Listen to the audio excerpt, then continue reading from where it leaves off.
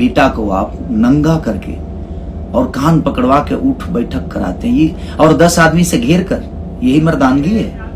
हाँ? आप मर्द बनते हैं तो हमने भी बहुत कुछ बोला है। आइए, यहां से अयोध्या है, होटल का नंबर दे दूं? चाकू के दम पे सलमान खान बुलवाते हैं।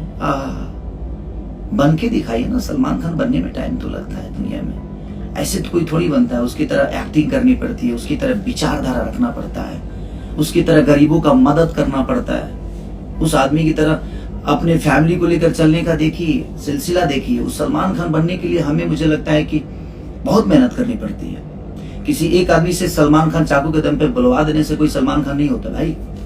उसके लिए बहुत सारी चीज होती है, बहुत प्रक्रिया होती है, बहुत स्ट्रगल होता है, तब कोई सलमान खान बनता है।